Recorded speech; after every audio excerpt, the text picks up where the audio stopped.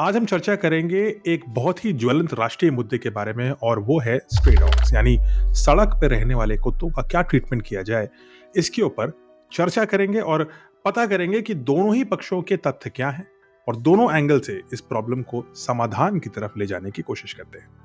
इस प्रॉब्लम को गहराई से समझने के लिए आपको थोड़ा पेशेंस दिखाना पड़ेगा और इस पूरी वीडियो को देखना पड़ेगा। हो सकता है इसमें से कुछ अंश ऐसे हों जो आपको पसंद ना आए, लेकिन वो भी किसी और पक्ष के लिए उतने ही इंपॉर्टेंट है।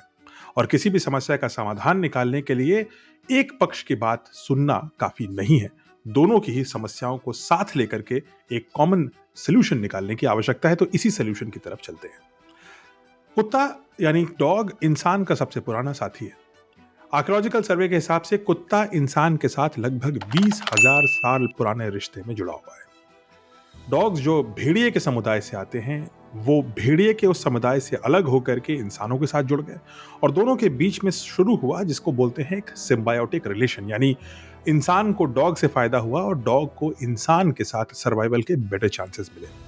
20,000 साल पहले जब हम सिर्फ हंटर गैदरर्स थे, यानी हम सिर्फ भाले फेंकने और पत्थर चलाना सीखते थे, उस समय हमारे पास सूंघने की शक्ति नहीं थी और इस वजह से किसी भी खतरनाक जानवर जो हमारे ऊपर अटैक करने वाला है उसको जब तक हम देख नहीं पाते थे, हम डिटेक्ट नहीं कर सकते थे और हमारी हंटिंग कैपेबिलिटी भी इसी वजह से लिमिटेड थी। और यहीं शुरू हुआ इंसान की फैमिली में डॉग का आगाज।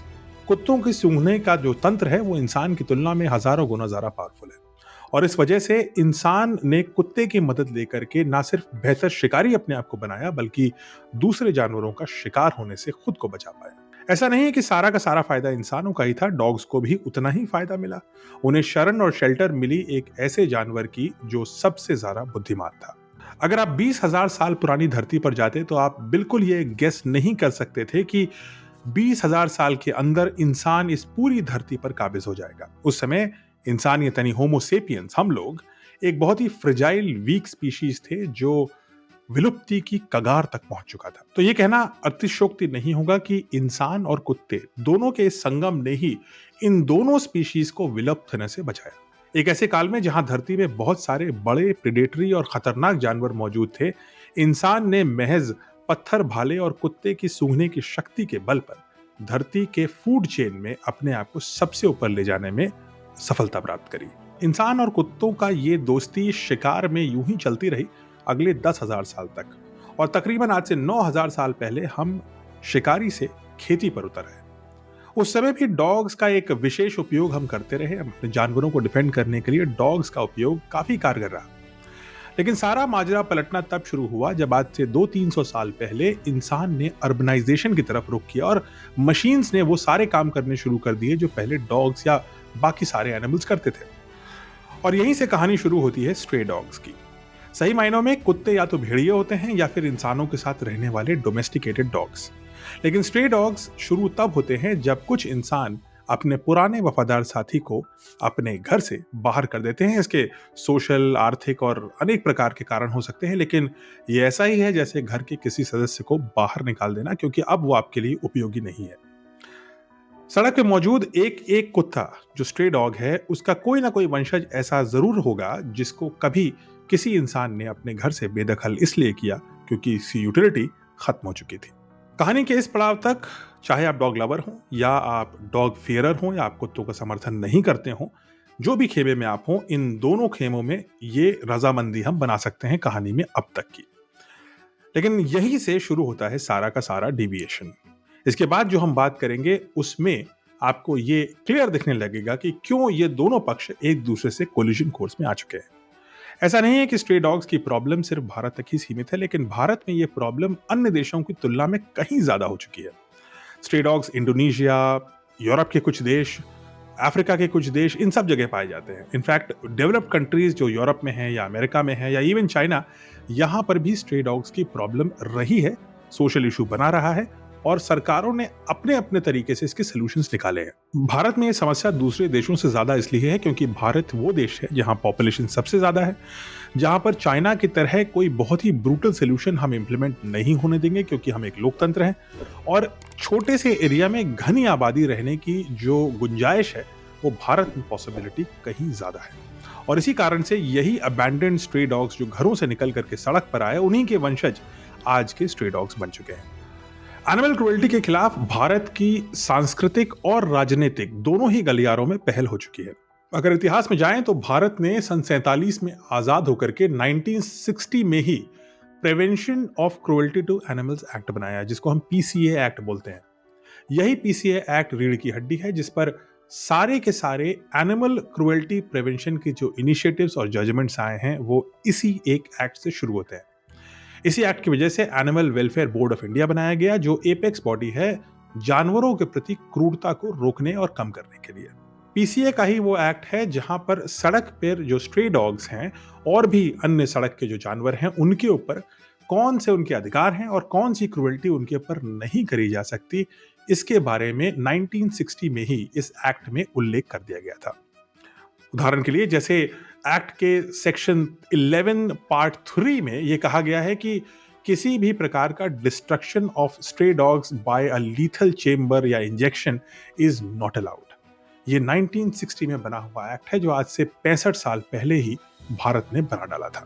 इसी एक्ट से बना हुआ animal welfare board of India ने ABC मेथड निकाला, यानी एनिमल बर्थ कंट्रोल मेथड निकाला सड़क के बढ़ते हुए कुत्तों की जनसंख्या को रोकने के लिए। 2001 में निकाले गए इस रूल में ये स्ट्रेस किया गया कि वो सारे इनिशिएटिव लिए जाएं जो नॉन क्रूएल हैं, ह्यूमेन हैं, लेकिन डॉग्स की पॉपुलेशन जो सड़क पर है उसको कंट्रोल कर पाए। इसी एक्ट के तहत भारत ने पहली बार 2001 में अडॉप्ट किया CNVR, यानी catch, neuter, vaccinate and release, यानी कि किसी भी स्ट्रे डॉग को कैच किया जाए, पकड़ा जाए, उसको न्यूटर किया जाए ताकि उसकी आबादी बढ़ना रुक जाए, उसके बाद उसे वैक्सीनेट किया जाए ताकि वो स्वस्थ रहे और उसको रेबीज ना हो, और उसके बाद कुछ दिन बाद जहां से उसे पकड़ा गया है उसे उसी स्पॉट पर रिलीज कर दिया जाए।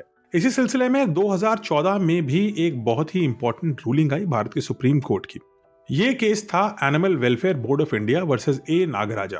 हालांकि ये जो केस था डायरेक्टेड तो था जलीकट्टू नाम के फेस्टिवल की तरफ जो तमिलनाडु में मनाया जाता है, लेकिन सुप्रीम कोर्ट की जो रूलिंग थी वो एक इंपॉर्टेंट माइलस्टोन बनी एनिमल्स, विशेषकर स्ट्रे एनिमल्स के राइट्स के बारे में। 2014 में सुप्रीम कोर्ट ने ये ऑब्जर्व किया कि किसी भी जानवर का अधिकार है कि उसे इंसानियत के साथ ट्रीट किया जाए, human treatment is the right of an animal, और सभी एनिमल्स को उसने सेंटिएंट बीइंग्स बनाया, यानी ऐसे प्राणी माना गया जिनको दर्द और जिनको इमोशंस महसूस होते हैं।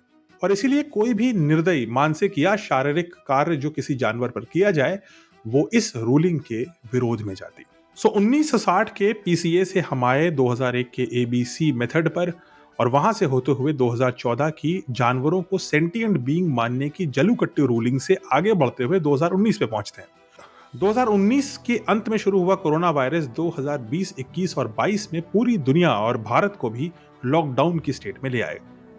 2019 में भारत में स्ट्रे डॉग्स यानी सड़क पर मौजूद कुत्तों की संख्या जो अनुमानित थी वो थी लगभग 1.5 करोड़, 1.5 करोड़। लेकिन लॉकडाउन के तुरंत बाद 2023-24 में जो सर्वे किए गए उसके हिसाब से ये संख्या बढ़कर 6 करोड़ के ऊपर हो चुकी थी। यानी कोरोना काल के लॉकडाउन में महज 4 साल में कुत्तों की आबादी 1.5 करोड़ से 6 करोड़ यानी 4 गुनी बढ़ चुकी थी। और यही बेसिस बनता है शायद 2025 में जो कॉन्फ्लिक्ट की स्टेट बनी हुई है सिविल सोसाइटीज के बीच में डॉग्स के इशू को लेकर। तो कैसे बन गया मैन्स बेस्ट फ्रेंड कुछ लोगों के लिए मैन्स वर्स्ट फियर? ये संभव है कि 2025 में जो डॉग इशू उठकर खड़ा हुआ है उसके पीछे सबसे बड़ा तथ्य यही है कि डॉग्स की पॉपुलेशन लगभग 4 गुना बढ़ चुकी है। कोई भी जानवर जो टेरिटोरियल है, dogs are a territorial animal, उनको अपनी टेरिटरी मार्क करनी होती है। अगर उसकी संख्या में एक भारी एक्सप्लोजन होता है तो उसको ख्याल रखने वाला खाना पीना, उसको पर्याप्त टेरिटरी देने का एरिया, ये सब कुछ संकट में आ जाता है। और चूंकि डॉग्स टेरिटोरियल होते हैं इसको लेकर के उनके अंदर अग्रेसिव बिहेवियर भी बढ़ सकता है। ये भी सच है कि डॉग्स इंसानों के बिहेवियर को ही रेप्लिकेट करते हैं, तो अगर इंसानों का बिहेवियर ज़्यादा वायलेंट या अग्रेसिव होगा तो डॉग्स का बिहेवियर भी उतना ही अग्रेसिव और वायलेंट हो जाएगा। डॉग्स की इस भारी पॉपुलेशन ग्रोथ का एक परिणाम तो ये हुआ कि कुत्तों के बीच में टेरिटरी को लेकर के वॉर काफी बढ़ गया। अब इंसान और डॉग दोनों के ही बढ़ते अग्रेसिव बिहेवियर का परिणाम डॉग और ह्यूमन के रिलेशन पर भी पड़ा। ऐसा नहीं है कि सिर्फ स्ट्रे डॉग्स ही इंसानों को अटैक करते हैं, कई ऐसे केसेस भी हैं जहां डोमेस्टिकेटेड डॉग्स पालतू जानवरों ने जो वेल फेड हैं, जिनको कोई टेरिटरी की चिंता नहीं है, उन्होंने भी इंसानों के ऊपर और विशेषकर बच्चों के ऊपर हमला किया। अब ये भी सच हो सकता है कि उन बच्चे ने भी उनको छेड़ा हो, उस गहराई में एविडेंस भी हमारे पास नहीं है और दोनों ही पक्ष अपनी-अपनी बातें रखते हैं, इसलिए वहां नहीं जाते। लेकिन तथ्य ये है कि डॉग्स के चिल्ड्रन के ऊपर होने वाले अटैक्स में भारी इजाफा आया है। ये बढ़ता अग्रेसिव बिहेवियर डॉग बाइट्स के नंबर्स में भी दिखना शुरू हो गया। इंडिया टुडे के हिसाब से भारत में हर साल 37 लाख डॉग बाइट्स होती हैं, यानी हर रोज 10,000 से ज्यादा लोग कुत्तों की बाइट का शिकार बनते हैं। इसका अर्थ यह हुआ कि हर 8 सेकंड में कोई ना कोई भारतीय डॉग बाइट का शिकार बनता है। और ये dog bytes generally non lethal होती हैं, लेकिन अब ऐसे मामले भी बढ़ते जा रहे हैं जहां डॉग बाइट्स के कॉन्सिक्वेंसेस बहुत ही लीथल रहे हैं। हालांकि अधिकतर डॉग बाइट्स नॉन लीथल होती हैं, लेकिन अब ऐसे मामले भी बढ़ते जा रहे हैं जहां डॉग बाइट्स के लीथल कॉन्सिक्वेंसेस हो रहे हैं, यानी जानलेवा नतीजे निकल रहे हैं। डॉग बाइट से होने वाला एक प्रोमिनेंट डिजीज होता है रेबीज। रेबीज के बारे में शायद आप सब ने सुना होगा। एक बहुत ही खतरनाक बीमारी है जिसका इलाज होता ही नहीं है, जिसको सिर्फ प्रिवेंट किया जा सकता है डॉग बाइट के बाद वैक्सीनेशन की वजह से। आईसीएमआर के हिसाब से, यानी Indian council of medical research के हिसाब से, भारत में हर साल 5700 लोग 5700 लोग शिकार होते हैं रेबीज डेथ के, यानी 5700 लोग अपनी जान गंवा बैठते हैं डॉग बाइट के चलते। लेकिन वर्ल्ड हेल्थ ऑर्गेनाइजेशन का मानना इससे काफी विपरीत है। उसका मानना है कि आईसीएमआर का डेटा बहुत ही लो लेवल ऑफ एस्टिमेशन कर रहा है और डब्ल्यूएचओ के हिसाब से, यानी वर्ल्ड हेल्थ ऑर्गेनाइजेशन के हिसाब से, ये नंबर 20,000 का है। इसका मतलब यह हुआ कि हर दिन 55 Indians lose their lives due to dog bite induced rabies. लेकिन बात यहीं समाप्त नहीं होती। डॉग बाइट्स का शिकार बनने वाले ज्यादातर लोग या तो बच्चे होते हैं या बुजुर्ग होते हैं, और इसलिए भारत में चिल्ड्रन डेथ का एक प्रोमिनेंट कारण रेबीज बन चुका है, जो डॉग बाइट से शुरू होता है। और शायद इसी वजह से एक पक्ष जो डॉग्स के साथ है, जो हमारे पुराने वफादार साथियों के साथ है, लेकिन दूसरा पक्ष कहता है कि इससे सबसे बड़ा आघात पहुंचता है इंसान के बच्चों को। डॉग बाइट्स ऑन चिल्ड्रन के इंसिडेंट के कुछ प्रोमिनेंट एग्जांपल्स ऐसे सामने आए पिछले कुछ दिनों में, जिसकी वजह से सोसाइटी का एक बड़ा सेगमेंट डॉग्स को लेकर के काफी फियरफुल हो गया, विशेषकर बच्चों के मामलों को लेकर। 2022 के अंत में नोएडा सेक्टर 100 में लोटस बुलेवार्ड नाम की जगह पर एक मजदूर की बेटी जो सड़क पर थी, उसको कुछ स्ट्रे डॉग्स ने पूरी तरीके से मौल कर दिया, उसको टुकड़े टुकड़े कर दिया और उसकी वजह से 7 साल की छोटी बच्ची की मौत हो गई। 2025 में भी ऐसा ही कुछ इंसिडेंट तब हुआ दिल्ली में ही, जब 6 साल की छवि शर्मा जो क्लास 1 की स्टूडेंट थी, उसको अनप्रोवोक्ड कुछ कुत्तों ने अटैक किया, जिसके चलते उसको रेबीज का इन्फेक्शन हुआ और उसकी कुछ ही दिनों में मौत हो गई। इन सारे केसेस की वजह से सोसाइटी का एक सेगमेंट ये मान बैठा था कि कुत्तों के बीच में उनके बच्चों की सेफ्टी को लेकर के एक मेजर कंसर्न है। हालांकि ये भी सच है कि पिछले कुछ दिनों में ऐसी स्टोरीज भी आई जहां एक अबैंडन चाइल्ड को कुत्तों के एक समूह ने प्रोटेक्ट भी किया। यानी कि इस समस्या के दोनों पहलुओं में ब्लैक एंड व्हाइट है और इसीलिए इस समस्या का कोई स्ट्रेट लाइन सोल्यूशन निकालना मुश्किल होता जा रहा है। तो अब ये तो स्थापित हो चुका है कि डॉग्स इंसानों के वफादार साथी भी हैं, इंसानों को प्रोटेक्ट भी करते हैं, लेकिन ऐसे इंसिडेंट्स भी हुए हैं जहां स्ट्रे डॉग्स ने या इवन डोमेस्टिकेटेड डॉग्स ने इंसान और विशेषकर बच्चों के ऊपर काफी खतरनाक और कभी-कभी जानलेवा हमला किया है। यानी डॉग्स दोनों प्रकार के होते हैं। इंसान भी कुछ ऐसे हैं जो कुछ डॉग्स को प्रोटेक्ट करते हैं, कुछ उनसे डरते हैं और कुछ तो बेमतलब में ही डॉग से नफरत करते हैं। इंसान ने भी कुत्तों के ऊपर भरपूर क्रुएल्टी करी है, इसके भी केसेस हैं। यानी इंसान भी दोनों प्रकार के होते हैं। लेकिन इस कहानी में एक और ट्विस्ट है, और ये है एक तीसरा कैरेक्टर जो इस पूरी स्टोरी को बिल्कुल बदल डालेगा। और ये तीसरा कैरेक्टर इस स्टोरी में है companies and institutions. Dogs, dog bytes और डॉग प्रोटेक्शन, ये सारी चीजें मिलकर के एक बहुत भारी रेवेन्यू वाला बिजनेस बन चुका है। चलिए कुछ आंकड़े देखते हैं, एस्टिमेट्स करते हैं, आपको खुद समझ में आएगा कि ये बिजनेस किस कदर और कितना बढ़ चुका है। और शायद यही कारण है कि 2001 से शुरू हुआ एबीसी का प्रोग्राम आज तक कुत्तों की आबादी रोकना तो छोड़िए, कुत्तों की आबादी पिछले 4 साल में 4 गुना बढ़ने से नहीं रोक पाया। इस बिजनेस का पहला खंड है रेबीज की वैक्सीन इंसानों के लिए। एक इंसानी रेबीज वैक्सीन का कॉस्ट 1000 से 10,000 रुपए तक जा सकता है, बट हम बेस वैल्यू से शुरू करते हैं और 1000 रुपए ही मानकर चलते हैं। अगर आप सरकारी अस्पताल में फ्री में रेबीज का टीका लगाते हैं तो भी उस रेबीज का टीके की कीमत किसी कंपनी को टैक्स पेयर दे रहा होता है। यानी आप टैक्स पेयर हैं, आप ही दे रहे होते हैं, बस ऐसे पकड़ने की जगह नाक को हाथ घुमा करके पकड़ रहे होते हैं। हमने पहले बताया था कि एक साल में लगभग 37 लाख डॉग बाइट्स होती हैं। हो सकता है इन सबको वैक्सीन ना लगे, कुछ लोग खतरों के खिलाड़ी होते हैं वो शायद ऐसी वैक्सीन ना लगवाएं, बट अगर हम मान के चलें कि 37 लाख में से 30 लाख लोग भी वैक्सीन लगवाते हैं और 30 लाख को 1,000 से मल्टीप्लाई करें तो जो मार्केट संख्या आती है, जो रेवेन्यू आता है, वो होगा लगभग 300 करोड़। और अभी हम काउंट वो नहीं कर रहे हैं जो महंगी वैक्सीन प्राइवेट हॉस्पिटल्स में लगाई जाती हैं। हम सबसे कम रेट वाली वैक्सीन से अगर हम चल रहे हैं तो भी नंबर इतना भारी भरकम आएगा, 300 करोड़ हर साल। लेकिन इस बिजनेस के और भी पार्ट हैं, और दूसरा पार्ट है डॉग्स को कैच करके, उनको वैक्सीनेट करके, उनको न्यूट्र करके वापस उस जगह रिलीज करना जहां से उन्हें पकड़ा गया, यानी कि CNVR। CNVR ही ABC 2001 जो रूलिंग थी उसका बेसिस है, उसका मेन प्लान CNVR ही है। ABC और CNVR किया जाता है म्युनिसिपल कॉर्पोरेशंस द्वारा। म्युनिसिपल कॉर्पोरेशंस आपसे टैक्सेस लेती हैं म्युनिसिपल टैक्सेस के नाम पर, और उसमें से एक सेक्शन वो देती हैं उन NGOs या इंस्टीट्यूशंस को जो उनके बिहाफ पर ABC प्रोग्राम के तहत डॉग्स को कैच, न्यूटर, वैक्सीनेट और रिलीज करते हैं। एक कुत्ते पर ये औसत खर्चा 900 से 1700 रुपए होता है, depending on the municipal corporation. यानी कुछ शहर भारत में ऐसे हैं जहां कुत्तों को वैक्सीनेट करने का खर्चा अन्य शहरों की तुलना में लगभग दुगना होता है। अब ऐसा क्यों होता है, ये भी एक सवाल है जिसका जवाब हमें ढूंढना चाहिए। लेकिन अगर हम और डेटा पर जाएं तो पुणे के म्युनिसिपल कॉर्पोरेशन ने 9.37, दिल्ली ने 13 करोड़, अहमदाबाद ने 3 करोड़ और श्रीनगर ने 6 करोड़ रुपए सालाना खर्च किए हैं कुत्तों को कैच करने, उनको न्यूट्र करने, उनको वैक्सीनेट करके रिलीज करने के लिए। ये सालाना खर्चा है। इस डेटा से ये दिखता है कि महानगरों में ये खर्चा 10 से 15 करोड़ तक पहुंच सकता है और छोटे शहरों में भी ये खर्चा 5 करोड़ के ऊपर ही रहता है।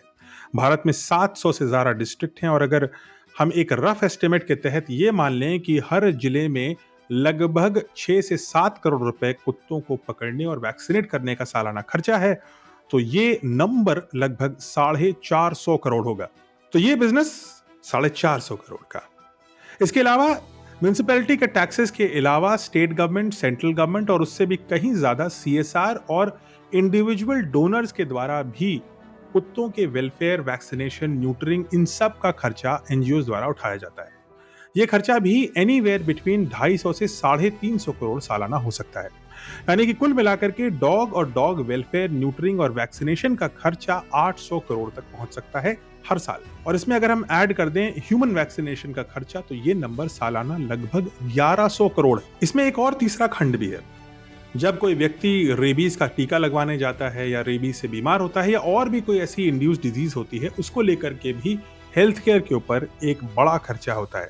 उस खर्चे का अनुमान लगाना मुश्किल है, बट 100 से 200 करोड़ रुपए ये खर्चा भी जा सकता है। यानी कुल मिलाकर अब ये आंकड़ा हो गया लगभग 1500 करोड़। और अगर इसको हम 2001 यानी ABC जिस साल से शुरू हुआ उन 25 सालों में गिने तो ये टोटल खर्चा जो टैक्स पेयर ने, लार्जली टैक्स पेयर ने किया है, वो है 37,500 करोड़ रुपए। 37,500 करोड़ रुपए हमारे देश के आधे स्कूलों को चलाने के लिए काफी है। इनफैक्ट भारत के इसरो का एनुअल बजट इस नंबर का 1/3 से भी कम है। तो ये तो सच है कि 37,500 करोड़ रुपए व्यय करने के बाद भी अगर इस प्रॉब्लम का सोल्यूशन आसपास भी नहीं है और कुत्तों की संख्या 4 गुनी बढ़ी है पिछले 5 सालों में, तो जिस रास्ते पर हम जा रहे हैं उस रास्ते में पैसे की कमी नहीं है, उस रास्ते में नीति और नीयत की कमी है। जो भी हो, ABC प्रोग्राम कंप्लीटली विफल होता दिख रहा है और भारत में कुत्तों की पॉपुलेशन 2001 से कई गुना, दसियों गुना बढ़ चुकी है और अब ये एक मेजर अर्बन इशू बन चुका है। यानी कि हमें एक बेटर सोल्यूशन की एक बेहद अर्जेंट आवश्यकता है जहां कुत्तों के ऊपर क्रूरता ना होते हुए भी इंसानों को डॉग बाइट से बचाया जा सके और जिसमें हम बारबेरिक सोल्यूशन से बचते हुए भी स्ट्रे डॉग से इंसानों को प्रोटेक्ट कर सकें, विशेषकर उन इंसानों को जो उनसे डरते हैं, बच्चों को भी और वृद्धों को भी। अब जब सवाल आ रहा है कि हम स्ट्रे डॉग्स के लिए एक्स्ट्रा शेल्टर्स बनाएं, जिसके बारे में भारी चर्चा हो रही है और जिसके बारे में भारी खर्च के अनुमान भी लगाए जा रहे हैं, तो एक बात ये जानना आवश्यक है कि ये स्ट्रे डॉग शेल्टर्स उन्हीं लोगों द्वारा इंप्लीमेंट किए जाएंगे जिन्होंने 37,500 करोड़ रुपए ABC सोल्यूशन में फूंक दिए और उसके बाद भी कोई रिजल्ट नहीं निकला। अंग्रेजी में कहावत है, sending good money after bad money. तो अगर हम इस सोल्यूशन में नए एंटरप्राइजेस, नए माइंड्स और यंग इंडिया को शामिल नहीं करेंगे और उसी पुराने ढर्रे पे वही NGO मॉडल पर जाएंगे जहां पर ABC प्रोग्राम टोटली फेल हुआ है, तो नए पैसे को पुराने रास्ते में भेज करके हम कोई नया सोल्यूशन नहीं निकालने वाले, ये तो तय है। इस ABC प्रोग्राम की विफलता के 3 कारण हो सकते हैं। या तो दवा में खराबी है, यानी फार्मास्यूटिकल कंपनीज जिस दवा को दे रही हैं, जो सप्लाई चेन उसको मैनेज कर रहा है, वहां पे कुछ समस्या है। दूसरी गलती हो सकती है दवा देने वाले को, यानी कि डॉग्स को जो न्यूटर और रेबीज के विरुद्ध वैक्सीनेशन देना है, शायद दवा तो सही है लेकिन दवा दी ही नहीं जा रही है, नियत ही खराब है। और हर डॉग के नाम पे 900 से 1700 रुपए का म्युनिसिपल एक्सपेंस होता जा रहा है। और तीसरा समस्या यह हो सकती है कि शायद डॉग्स में ही कुछ प्रॉब्लम है, लेकिन डॉग्स बाय डिजाइन भ्रष्ट नहीं होते, तो ये समस्या का होने की संभावना थोड़ी कम है। इस वीडियो की शुरुआत में मैंने आपसे कहा था कि इस वीडियो के अंत तक हम बात करेंगे किसी समाधान यानी सोल्यूशन की। ये तो सच है कि स्ट्रे डॉग्स की प्रॉब्लम एक मल्टी प्रोंग प्रॉब्लम है, जिसमें अलग अलग खेमों की अलग अलग ओपिनियन और नीड्स हैं। लेकिन नई सोच के साथ दूसरे देशों के ऐसे एग्जाम्पल्स को लेते हुए जहां सक्सेस स्टोरीज हैं, हम एक रोड मैप बना सकते हैं कि आने वाले कुछ सालों में स्ट्रे डॉग्स की प्रॉब्लम का ह्यूमन सोल्यूशन क्या हो सकता है। इस बात में तो कोई दो राय नहीं है कि स्ट्रे डॉग्स की प्रॉब्लम की सोल्यूशन का जो ओनस है, जो रिस्पॉन्सिबिलिटी है, वो ज्यादातर है म्युनिसिपल कॉर्पोरेशंस के पास, और ये काम उनको करना होगा जनता और कॉर्पोरेट के सहयोग के साथ। एक इजी सोल्यूशन ये हो सकता है कि हर स्ट्रे डॉग्स के ऊपर एक माइक्रोचिप, आरएफ टैग या कोई ऐसा कोड लगाया जा सके जिससे ये निर्धारित किया जा सके किसी भी व्यक्ति द्वारा कि क्या ये कुत्ता वैक्सीनेटेड है, क्या ये न्यूटर्ड है या ऐसा नहीं है।